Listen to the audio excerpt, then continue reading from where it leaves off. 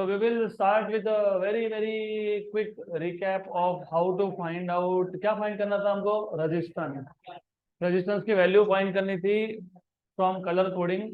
तो अगर आपको याद होगा ऑफ कोर्स याद है, कार्बन रजिस्टर और दूसरा टाइप का कौन सा था? Wire bound register. तो अगर लार्ज वैल्यू का रजिस्टर है तो वो कौन सा टाइप का है? Carbon resistor. और carbon resistor it is very small in size, very compact in size. और क्योंकि वो कॉम्पैक्ट इन साइज है तो उस पे रेजिस्टेंस की वैल्यू लिखना पॉसिबल नहीं होता है। तो what is to be done, हम यहाँ पे कलर कोडिंग कर देते हैं। पहला कलर इज फर्स्ट डिजिट, दूसरा कलर इज सेकेंड डिजिट, तीसरा colour is multiplier and last colour tolerance. अगर होगा तो, नहीं होगा तो भी टॉलरेंस, क्योंकि तीन कोड भी होते हैं, चार भी होते हैं। तो अगर आपको याद होगा, इफ यू हैव 4, तो 4 के केस में एक स्कीम है बी, मतलब black, brown, red, orange, yellow, कौन सा? ग्रीन, ग्रीन, ग्रीन, क्या? Blue, blue, blue and then violet, grey, white, gold, silver, no colour, silver and no colour. तो यहाँ पे जो डिजिट्स थे वो स्टार्ट होते हैं 0 से। ये 0, ये 1, then 2, then 3, then 4 and then 5। हाँ, 6, 7, 8, 9 वो अगले पेज पे। तो 0 से 5 तक। Then you have 6, 7, 8, 9। Done, done, done. Digits के लिए सिर्फ 9 तक ही होता है, 0 to 9। उसके बाद मल्टीप्लायर के लिए 10 to 0 मतलब 1 होता है, 10 to 1, 10 to 2, 10 to 3, 10 to 4, 10 to 5, 10 to 6 to 7, 10 to 8, 10 to 9। और फिर टॉलरेंस के लिए ये आता है 1%, प्लस माइनस 1%। कौन से कलर के लिए? और रेड के लिए। फिर गोल्ड के लिए प्लस माइनस, सिल्वर के लिए, और नो कलर के लिए प्लस माइनस 20%। तो अगर आपको कलर कोड याद है तो now we can solve this examples. This is practice problem number 9। Find the value of resistances for the following colour code. तो एक एक करके हम लोग कलर कोड लिखेंगे।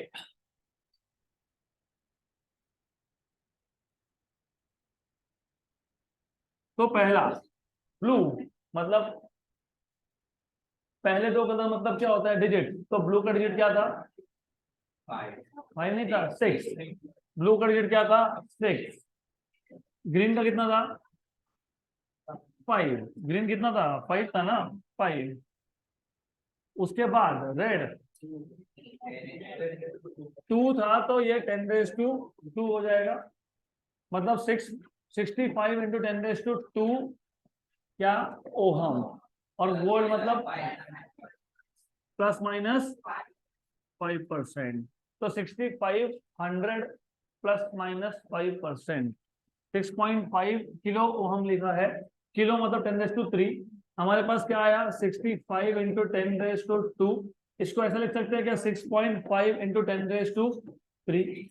65 को, सिर्फ 65 को क्या लिखा है इन्होंने? 6.5 इंटू 10। चलता है क्या ऐसा? चलता है? नहीं, नहीं चलता है। 6.5 इंटू 10 मतलब कौन? हाँ, तो 65 क्या लिखा मैंने? हाँ, और ये ऊपर से कौन था? और 10 to 2 था। तो ये कितना हो गया? 10 to 3। 10 to 3, 10 to 3 ohm. What is 10 to 3 called? Kilo. तो फिर ये कितना आ गया? 6.5 किलो ओहम प्लस माइनस 5%। मैं आपको टाइम दूंगा लिखने के लिए, do not write down, you will get time, don't worry. ये हो गया आपका पहला खत्म, 6.5 10 प्लस माइनस 5%। फिर कौन है, फिर brown, black, red and silver. उसके बाद है brown, black, red and silver. Brown, brown का क्या था 1, ब्लैक का क्या था 0, रेड कितना है 10⁻², सिल्वर कितना है प्लस माइनस, मतलब ये 1000 ओहम प्लस माइनस 10%, मतलब 1 किलो ओहम प्लस माइनस 10%। तो 1 किलो ओहम प्लस माइनस 10% है, यस। इसके बाद क्या है, रेड, रेड ऑरेंज गोल्ड। तो red, red orange gold, red, red orange और गोल्ड। तो red, red, what is red, red 2 orange कितना है 10⁻², पक्का 3, चेक कर लो। ऑरेंज 10⁻³ और gold plus minus 22 kilo ohm, क्योंकि ये क्या है किलो है, तो 22 किलो ओहम प्लस माइनस 2.2 दिया है इन्होंने, तो रॉन्ग है, पक्का रॉन्ग है, गलत है। उसके बाद ऑरेंज वाइट, ऑरेंज फिर वाइट फिर रेड फिर गोल्ड। ऑरेंज कितना, तो ऑरेंज के लिए 3, ऑरेंज के लिए 3, व्हाइट के लिए 9, पक्का 3 9, रेड 2। इसको लिख देंगे 3.9 इंटू 10, और ये 10⁻², मतलब 10⁻³ ohm plus minus 5%, 3.9 kilo ohm plus minus 5%, बराबर। तो देखो 3.9 किलो ओहम प्लस माइनस 5%। फिर आ गया yellow, violet, brown and silver. Yellow 4, violet 7, brown,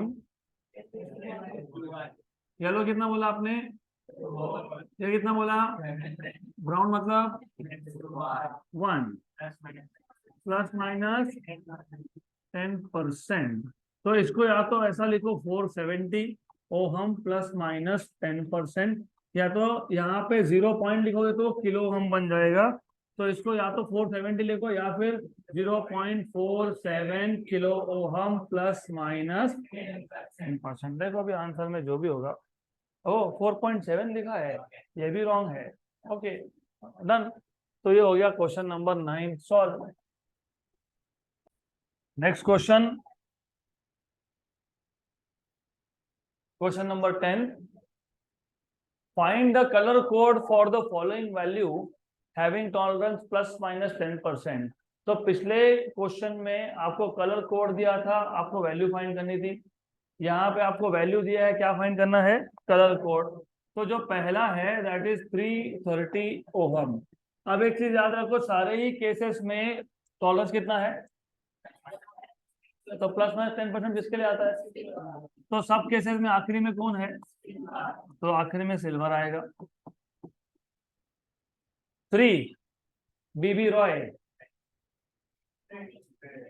0 से स्टार्ट होता है, 0 0 1 2 3, orange, orange orange orange orange, brown, brown की black, orange orange black silver. ये हो गया पहला। नंबर 2, हाँ ब्राउन, पक्का ब्राउन आएगा, 10⁻1 आएगा, वेरी गुड। तो डायरेक्टली 0 मत लिख देना यहाँ पे, क्योंकि ये इसको डायरेक्टली लिखना नहीं होता है, इसको आपको लिखना पड़ता है इन फॉर्म ऑफ मल्टीप्लायर। तो पहले 2 डिजिट को सेपरेट कर लो, 3 3 और बाद में 10⁻1, 10 मतलब 10⁻1, तो 10⁻1 कौन था, ब्राउन था। तो फिर क्या आएगा, ऑरेंज ऑरेंज ब्राउन सिल्वर। उसके बाद कौन है 100, बताओ 100 कैसे लिखोगे,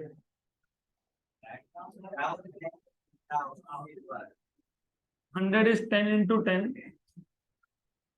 तो 10 इंटू 10 रेज टू 1। ये 1 कौन है? 1 ब्राउन। 0 कौन है? ब्लैक। फिर 10 रेज टू 1 कौन है? और टॉलरेंस तो हमेशा क्या है? सिल्वर। तो ये आ गया आपके पास ब्राउन ब्राउन ब्राउन ब्राउन ना, brown black brown silver. Done. Next next 47 kilo ohm. अभी मैं जिसको बोलूंगा वही मेरे को बताएगा, बाकी के कुछ नहीं बोलेंगे बीच में। तो आखिरी में बैठे हुए आखिरी के 2 रोज 47 किलो के मतलब क्या होता है? किलो। किलो मतलब कितना होता है? 10⁻³ बताओ। आखिरी के जो 3 बेंचेस है, 3, आप 3 बेंचेस में से टोटल 6 लोगों में से मेरे को कोई भी एक बता दो पहले। 4 मतलब कौन सा डिजिट? येलो, येलो, पक्का येलो। उसके बाद 7 मतलब कौन? वॉयलेट। 10⁻³ मतलब कौन? और आखिरी में क्या? अगला क्वेश्चन 160 ओहम। तो 160 मतलब क्या? 6 इंटू 10 मतलब 10⁻1। 1 मतलब कौन? 6 मतलब कौन? 10⁻1 मतलब। और आखिर में वापस बहुत डिफिकल्ट क्वेश्चन है ये। 1 किलो ओहम,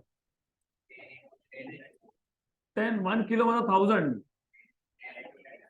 1 किलो 1000 मतलब 10 इंटू 10⁻²। 1 मतलब ब्लैक रेड सिल्वर। हो गया ये क्वेश्चन खत्म। Done. This is how you are suppose to solve this question. तो let us begin with new topic. सबका ध्यान यहाँ पे।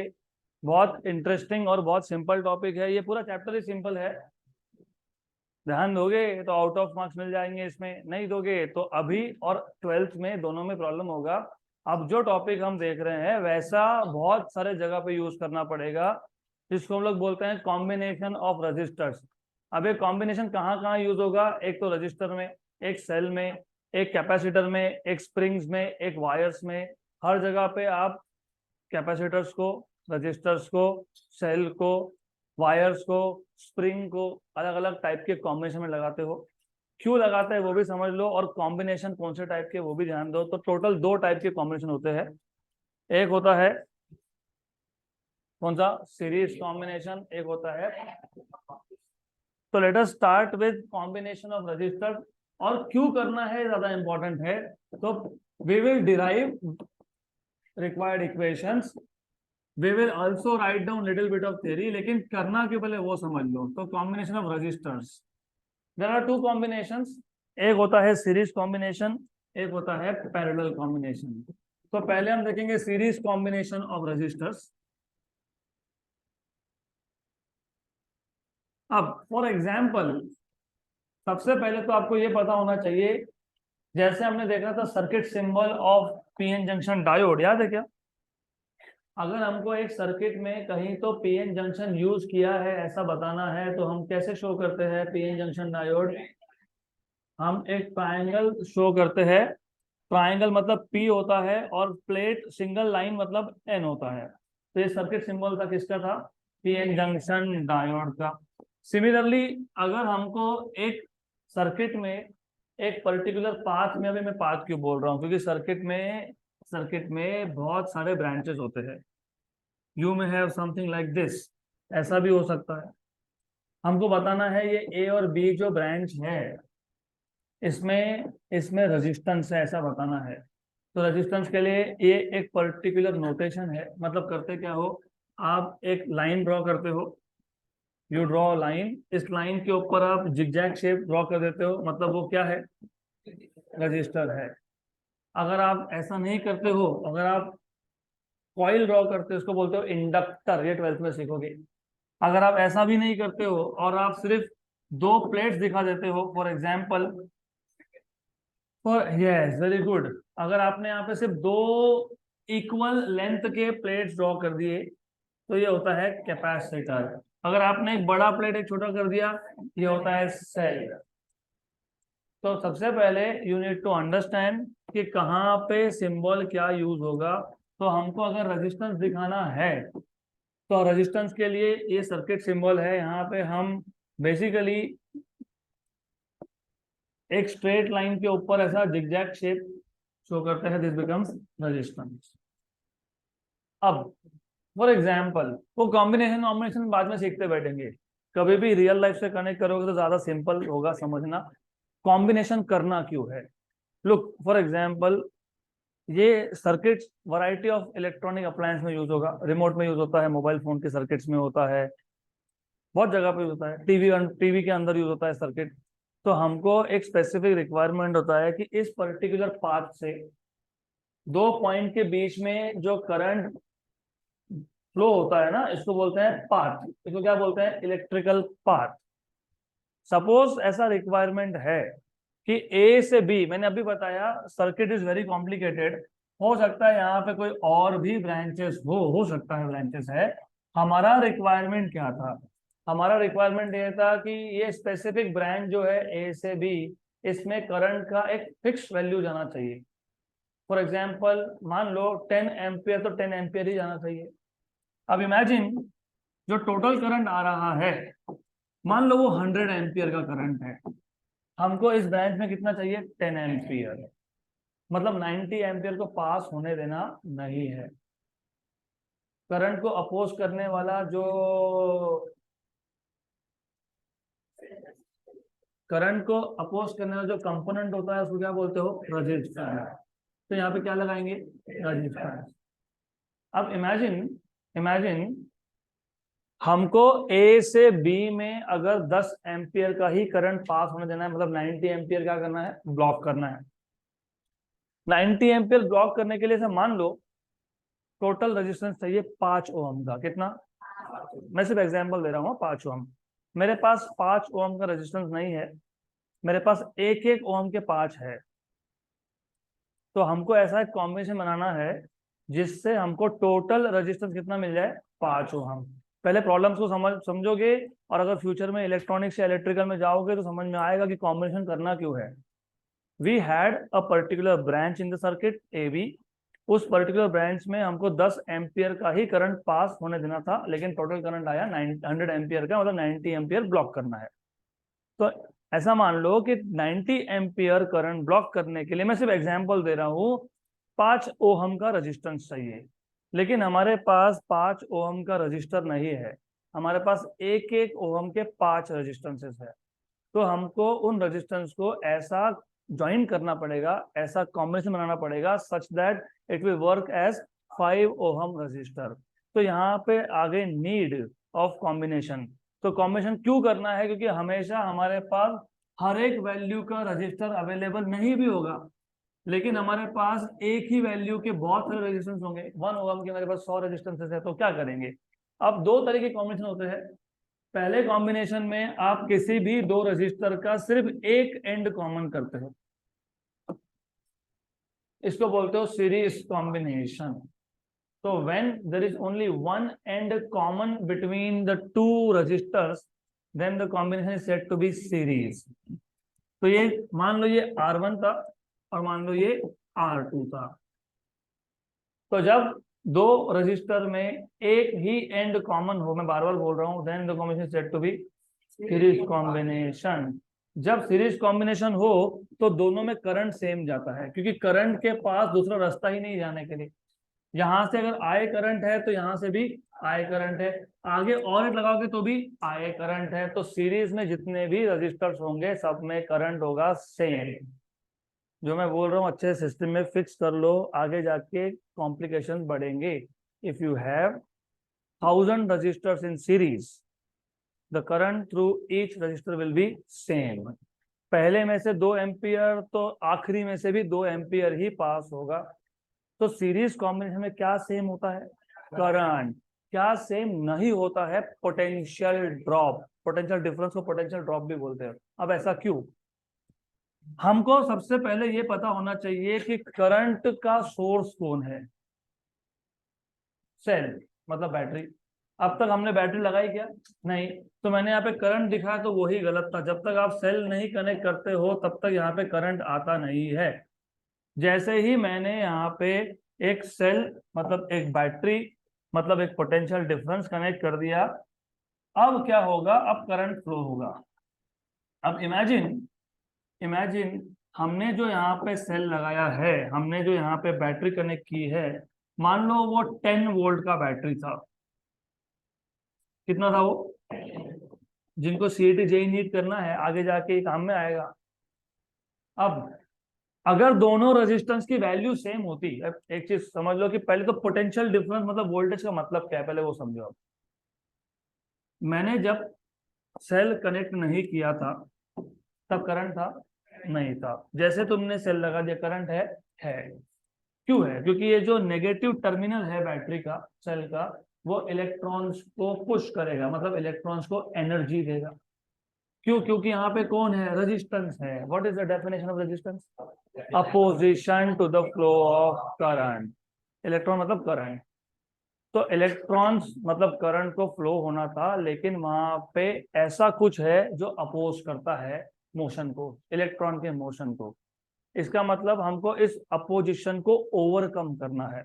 ओवरकम करना है मतलब हमको इलेक्ट्रॉन को एनर्जी देना है। इलेक्ट्रॉन को एनर्जी किसने दिया? बैटरी ने। तो ये जो पोटेंशियल डिफरेंस या जो सेल है, it is source of energy. ये इलेक्ट्रॉन को क्या प्रोवाइड करता है? क्यों करता है? To overcome resistance. आगे ध्यान में। तो what is the role of battery cell? to provide sufficient energy to electrons to overcome resistance। अब इमेजिन जो सेल मैंने कनेक्ट किया वो 10 वोल्ट का सेल है, और इमेजिन मेरे पास जो दो रेजिस्टेंस थे वो सेम वैल्यू के थे। बराबर। मेरे पास एक चिप्स का पैकेट था और दो दोस्त थे, दोनों का भूख इक्वल है, तो दोनों कितना कितना खाएंगे? Half half. इसके पास कितना एनर्जी है? 10 वोल्ट। ये और ये दोनों का भूख इक्वल है, दोनों रेजिस्टेंस का वैल्यू सेम है, तो कितना कितना खाएंगे? हाँ, तो 5 ये खा गया और 5 ये खा गया, इसलिए इसको बोलते हैं potential drop. Drop of potential. तो अब मुझे बताओ पोटेंशियल ड्रॉप कब कब होगा? जब जब रेजिस्टेंस आएगा तब तब पोटेंशियल ड्रॉप होगा। बराबर। और अगर 10 वोल्ट का बैटरी है और दो सेम रेजिस्टेंस इन सीरीज में थे, तो दोनों ने कितना कितना पोटेंशियल खा लिया? अभी एग्जाम में मत लिखना खा लिया। Resistances eat potential difference. Resistances don't eat potential difference. Resistances use energy of the cell, है ना? क्यों? क्योंकि करंट को फ्लो होना है तो electrons will use energy of the cell to overcome resistances. अगर यहीं पे मैं 4 सेम वैल्यू के रजिस्टर लगा देता तो 2.5, 2.5, 2.5 एंड 2.5। मैंने इसलिए बोला कि जेई नीट में काम में आएगा, ये बेसिक बन रहा है, थोड़ा सा हम डिफिकल्ट करेंगे बाद में, फिलहाल नहीं। लेकिन दिक्कत ये है, अगर R1 और R2 सेम होते तो मैंने अभी बताया पोटेंशियल ड्रॉप V1 और V2 सेम होंगे, और वो कितने होंगे? Half of supplied potential. Supplied यहाँ पे 10 था, सप्लाइड अगर V होगा तो V1 और V2 कितना होगा? V/2 and V/2। लेकिन अगर रेजिस्टेंस सेम नहीं है, रेजिस्टेंस अगर सेम नहीं है तो पोटेंशियल ड्रॉप सेम है क्या? नहीं है। जिसका ज्यादा रेजिस्टेंस वहां पे ज्यादा पोटेंशियल यूज होगा, जहां पे कम रेजिस्टेंस वहां पे पोटेंशियल कम यूज होगा। लेकिन ओवरऑल इस पूरे सर्किट में दो ही रेजिस्टेंस थे, तो ये जो V था, ये जो वोल्टेज था जो बैटरी ने सप्लाई किया, वो किस किस ने यूज किया? R1 और R2 ने। R1 ने कितना यूज किया? V1। R2 ने कितना यूज किया? तो एक इक्वेशन बन गया, V equal to V1 plus V2। Very good, equation number 1, correct. लेकिन ओहम्स लॉ हमको क्या बताता है? V equal to IR। तो V1 equal to I1 R1 and V2 equal to I2 R2। लेकिन मैंने आपको अभी अभी बोला कि जब सीरीज कॉम्बिनेशन हो तो दोनों में से करंट कितना होता है, सेम। तो V1 is IR1 and V2 is IR2, therefore V equal to, ये इक्वेशन नंबर 2 इक्वेशन नंबर 1 में सब्स्टिट्यूट कर देंगे, IR1 प्लस IR2, तो I common R1 plus R2, ये वापिस से ओहम्स लॉ का फॉर्म बन गया, V इक्वल टू IR। मतलब ये जो R1 प्लस R2 है, इसका मतलब मैं अगर दो की जगह पे एक सिंगल रेजिस्टेंस लगाता तो कितना लगाना पड़ता, R1 प्लस R2। दो की जगह पे जब आप एक सिंगल लगाते हो तो उसको बोलते हो इक्विवेलेंट। क्या बोलते हो उसको, इक्विवेलेंट। मैंने अभी अभी बताया था, स्टार्ट ही वहां से किया था। मेरी रिक्वायरमेंट थी 5 ओम का रेजिस्टेंस, मेरे पास एक एक के 5 थे, तो मैंने कितने लगा दिए, 5। अगर मतलब 2.5 एंड 2.5 के दो, तो कितने लगाता मैं, 2। अगर 5 का एक ही होता तो मैं कितना लगाता, 1। वही बात हो गई, हमने दो रेजिस्टेंस लगाए, सीरीज में लगाए, R1 एंड R2, रिजल्टेंट कितना आ गया, R1 प्लस R2। लेकिन अगर मेरे पास जितना रिक्वायर्ड रेजिस्टेंस है तो मैं 2 लगाता क्या यहाँ पे, नहीं, तो कितना कनेक्ट करता मैं, 1। और 1 की वैल्यू क्या होनी चाहिए, R1 प्लस R2, उसको क्या बोलते हो, इक्विवेलेंट। तो सिंपल लैंग्वेज में इक्विवेलेंट रेजिस्टेंस का मतलब ये है कि तुम सारे रेजिस्टेंस निकाल के एक ही लगा दो, तो सारे रेजिस्टेंस मिलके जो वैल्यू दे रहे हैं वो अकेला ही एक दे देगा, उसको बोलते हैं इक्विवेलेंट। लेकिन यहाँ पे तुमने कैसा कनेक्ट किया था, सीरीज की पैरेलल, तो यहाँ पे इक्विवेलेंट को आर ई क्यू की जगह पे लिखते हैं आर एस। तो अगर मेरे पास 3 रजिस्टर होते सीरीज में तो इक्विवेलेंट मतलब आर एस, यहाँ पे आर एस कितना आया आपका, R1 प्लस R2, 3 होते तो कितना आता, 4 होते तो कितना होता, N होते तो कितना, R, right. so this is nothing but series combination of resistors, खत्म। तो अगर मैंने आपको क्वेश्चन दिया, मेरे पास एक 1 ओहम का, एक 2 ओहम का, एक 3 ओहम का, एक 4 ओहम का, एक 5 ओहम का, ऐसे 5 रजिस्टर है, पांचों को मैंने सीरीज में कनेक्ट किया है, तो मुझे बताओ what is total resistance of the circuit. 15, 1 plus 2 plus 3 plus 4 plus 5, 1 plus 2 3, 3 plus 3 6, 6 plus 4 10, 10 plus 4 10 plus 5 15 ohm. तो बॉटम लाइन अच्छे से समझ लो, प्रॉब्लम ये था कि हमको सर्किट के एक पर्टिकुलर ब्रांच में एक पर्टिकुलर अमाउंट ऑफ रेजिस्टेंस चाहिए था, क्योंकि वहां से हमको एक पर्टिकुलर अमाउंट ऑफ करंट को पास होने देना है, बाकी को ब्लॉक करना है। लेकिन उसको ब्लॉक करने के लिए जितना रेजिस्टेंस चाहिए मेरे पास वो सिंगल रेजिस्टेंस अवेलेबल नहीं है, मेरे पास 2 टुकड़ों में अवेलेबल है। हो सकता है एक है 2.5, दूसरा भी है 2.5, मुझे चाहिए था 5 ओहम। मैंने क्या किया कि नहीं है 5 ओहम, 2.5 के 2 लगा दिए, 2 लगा दिए। कैसे लगाए, एक ही एंड कॉमन किया, शोल्डर कर दिया, शोल्डर करते हो, ज्वाइन करते हो, तो ज्वाइन कर दिया। अब ये 2 मिलकर क्या बन गया, सिंगल बन गया। तो जब 2 रेजिस्टेंस में एक ही पॉइंट कॉमन था उसको हम क्या क्या बोलते हैं, सीरीज कॉम्बिनेशन। तो अब यहां से हम डिफाइन करना स्टार्ट करेंगे। एंड रिमेंबर, ये याद रखो, कभी भी एग्जाम में रट्टा मार के जाना नहीं। तो तुम सीरीज कॉम्बिनेशन की बात कर रहे हो ना, तो पहले सीरीज कॉम्बिनेशन को डिफाइन कैसे करोगे, बहुत सारे तरीके हैं डिफाइन करने के। Number 1, when two resistors are connected in such a way that there is only one point common between them, then such a combination is called as series combination. So when two, सिर्फ 2 होंगे क्या, yes, फिलहाल तो 2, फिलहाल तो नहीं थे ना, right। when two resistors, किसी भी 2 में ना, पहले दूसरे में एक पॉइंट कॉमन, दूसरे तीसरे में एक पॉइंट कॉमन, तीसरे चौथे में एक पॉइंट कॉमन, चौथे पांचवे में भी एक ही point common. when two resistors are connected in such a way that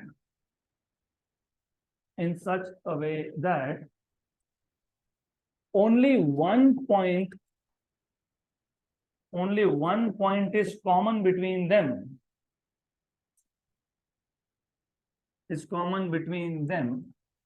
then, then such a combination is known as series combination.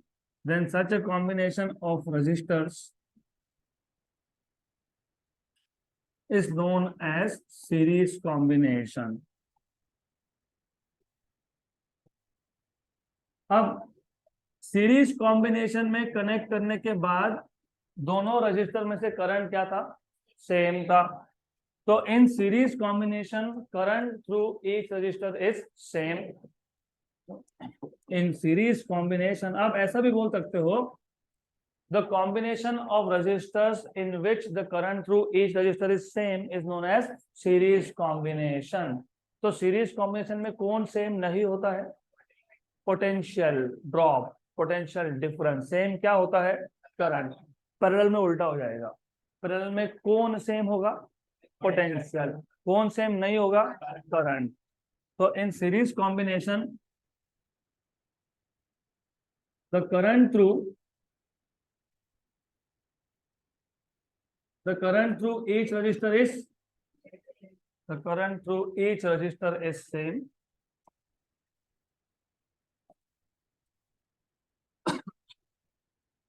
Current through each register is same.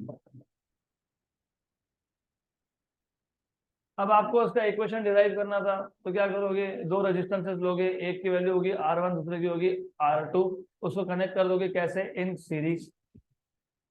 तो हमने एक सर्किट ले लिया, एक सर्किट में कितने रेजिस्टर लगाए थे हमने और कितना सेल था, 1. सेल का वोल्टेज कितना था, 10, मतलब V वोल्ट. वो 10 तो मैंने एग्जांपल ये दिया था, सिर्फ 100 भी लगा सकते हो, 200 भी लगा सकते हो, 500 भी लगा सकते हो. यहाँ पे रजिस्टर था R1, यहाँ था R2.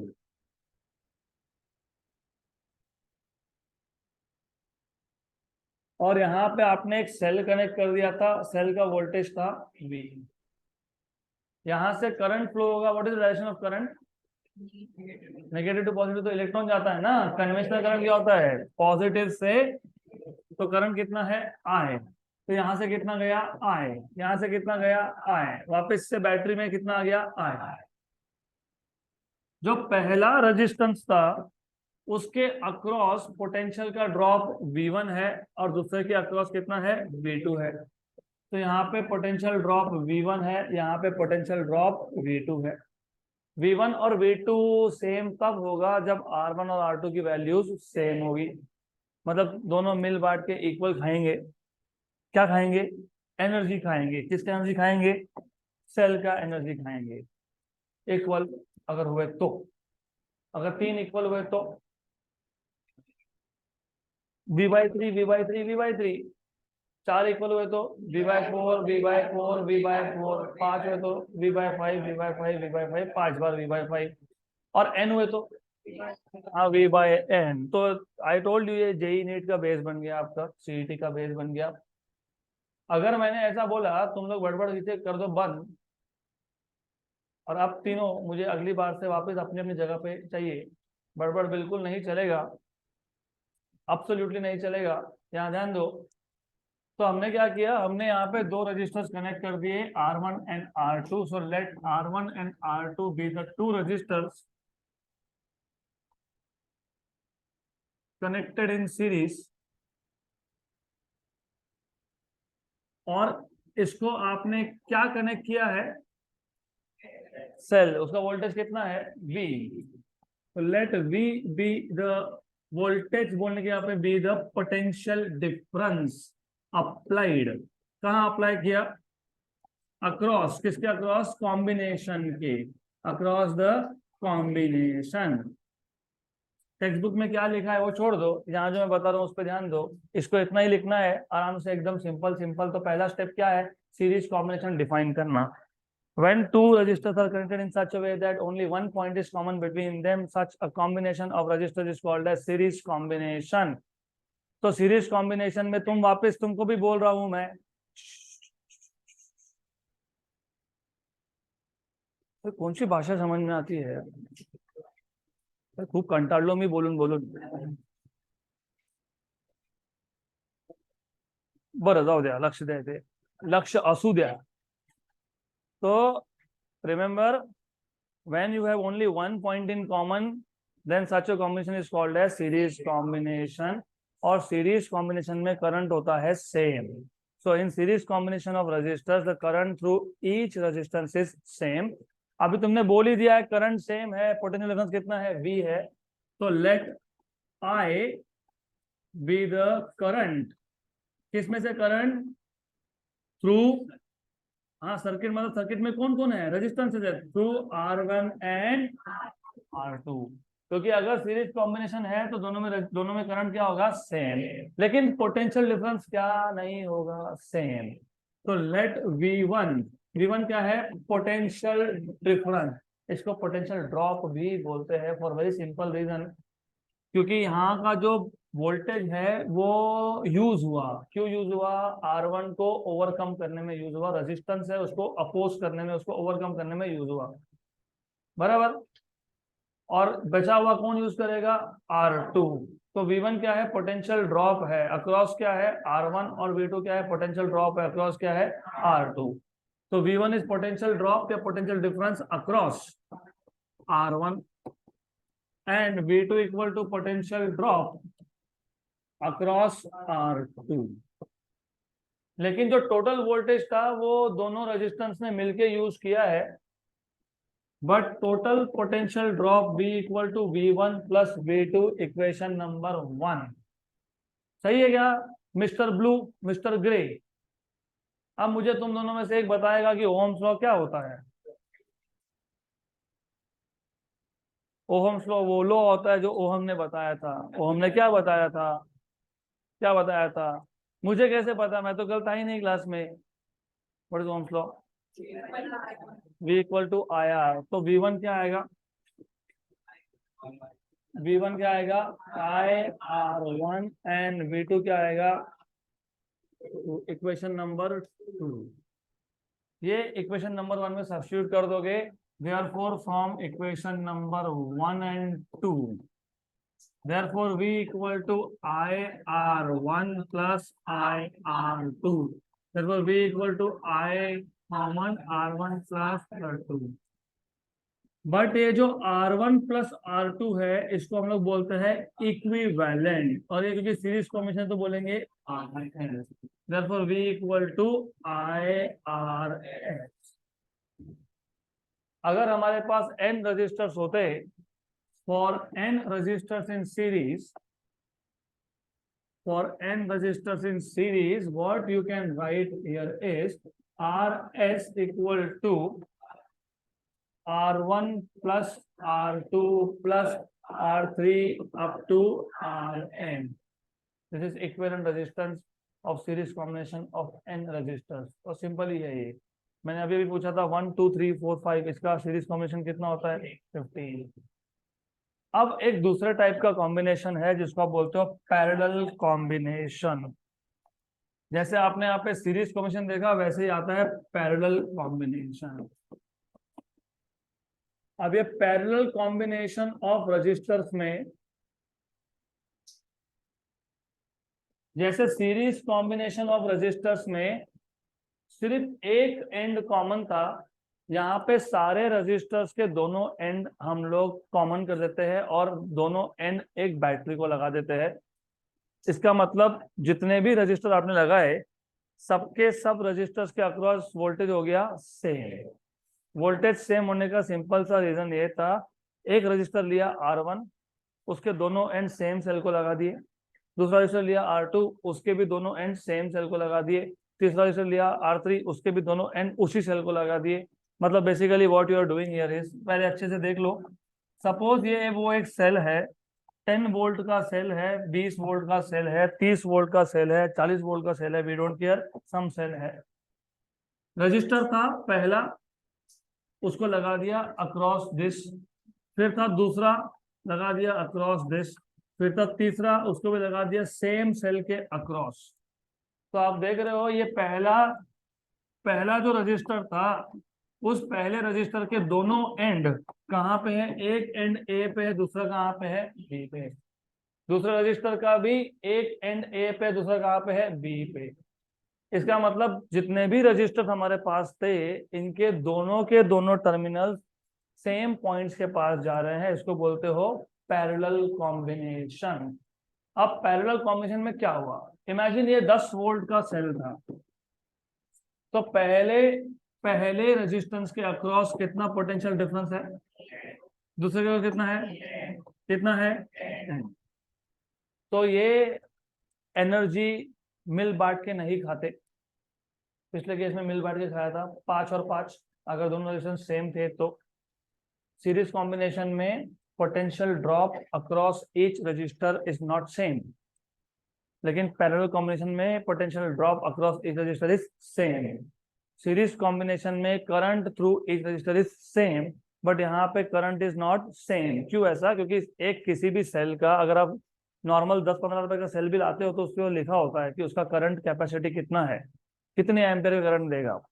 अगर एक सेल है जो 10 एम्पियर ही करंट दे सकता है और उसमें से पहले रेजिस्टेंस ने 1 एम्पियर ले लिया तो बचा कितना 9 एम्पियर, दूसरे ने 4 एम्पियर ले लिया तो बचा कितना, तो बचा हुआ 5 कहाँ गया, तीसरे को गया। तो पहले ने कितना करंट ले लिया, दूसरे ने कितना ले लिया 4, तीसरे ने कितना ले लिया 5। तो current in parallel is not same, current through each register in parallel combination is not same. ध्यान बिल्कुल नहीं है, मैं रोज रोज वही बोल रहा हूँ, ध्यान है ही नहीं तो फिजिक्स समझेगा नहीं। सिंपल है। अभी ऑप्शन भी नहीं है ना, I feel sometimes very sorry for you, बहुत बुरा लगता है। बाकी सब्जेक्ट का ऑप्शन है, ऐसा कैसा फिजिक्स का ऑप्शन ही नहीं है। हाँ, पीसीएम हो पीसीबी हो, पी तो है ही अनफॉर्चुनेटली। तो ध्यान दे, तो फिर अभी जबरदस्ती है तो है, अभी क्या करेंगे, समझना तो पड़ेगा ना, दिमाग में डालना पड़ेगा। तो ऐसा सोचना पड़ता है कि जब करंट इसके पास फिक्स्ड अमाउंट में है, उसमें से कुछ करंट पहले रेजिस्टेंस ने ले लिया, तो बचा हुआ कौन लेगा, जो बचे हुए 2 है। तो यहाँ पे जैसे वहां पे V = V1 + V2 लिखा था, यहाँ पे वो चलेगा नहीं, क्योंकि यहाँ पे V1 V2 V3 सब सेम ही है। क्या सेम नहीं है, करंट। तो यहाँ पे करंट के लिए इक्वेशन लिखोगे I = I1 + I2, 2 होंगे तो 2, 3 होंगे तो +I3। तो पैरेलल कॉम्बिनेशन का डेरिवेशन जब करना होता है तो पैरेलल में वोल्टेजेस सेम होते हैं, करंट सेम नहीं होता। तो I1 + I2, मैं फिलहाल 2 ही लिख देता हूँ, तीसरा रेजिस्टेंस बाद में देखेंगे और डायग्राम में चेंज करूंगा। ये सिर्फ इनिशियल आपको दिमाग में कॉन्सेप्ट डालने के लिए। वापस से ओहम्स लॉ लगा दो, ओहम्स लॉ V = IR, तो I = V/R, तो I1 = V1/, लेकिन V1 V2 V3 सबसे सेम, तो I1 = V/R1 और I2 = V/, तो ये इक्वेशन नंबर 2 कहाँ जाएगा, तो फिर I क्या मिलेगा, V/R1 + V/R2। लेकिन I खुद कौन है, V/R इक्विवेलेंट। इक्विवेलेंट का मतलब मैं ये 2 रजिस्टर को निकाल के सिंगल लगा सकता था, जैसे सीरीज में 2 की जगह पे सिंगल लगा सकते हो, वैसे पैरेलल में भी 2 की जगह पे सिंगल लगा सकते हो, डेफिनेटली लगा सकते हो। तो उसको क्या बोला था हमने, RS, क्योंकि वो कौन सा कॉम्बिनेशन था, ये कौन सा कॉम्बिनेशन है, तो ये R इक्विवेलेंट को क्या बोलेंगे, RP बोलेंगे। Very good. अब इन दोनों में से V कॉमन निकल सकता है क्या, यस। तो फिर ब्रैकेट के अंदर कौन बचेगा, तो V और V हो गया, तो 1/RP is 1/R1 + 1/R2। Suppose मेरे पास 2 रजिस्टर थे 10-10 ओम के, तो मुझे बताओ पैरेलल में लगाने के बाद इक्विवेलेंट कितना हो गया, 1/10, 1/10, 2/10 मतलब 1/5, और उल्टा मतलब 5, उल्टा क्योंकि क्या है, रेसिप्रोकल है। अगर एक 5 था एक 10 था, तो बताओ 1/5 + 1/10, 1/5 को 2/10 लिख सकते हो क्या, यस। 2/10 और 1/10 3/10, तो 10/3.3333, करेक्ट। अगर मेरे पास ऐसे n रजिस्टर हो जिसको पैरेलल में कनेक्ट करोगे, तो 1/R1 + 1/R2 + 1/R3 up to 1/Rn, ये है पैरेलल कॉम्बिनेशन ऑफ रेजिस्टेंसेस। तो अब हम पैरेलल कॉम्बिनेशन को कल वापस से रिवाइज करेंगे, फिर क्या करेंगे, न्यूमेरिकल सॉल्व करेंगे।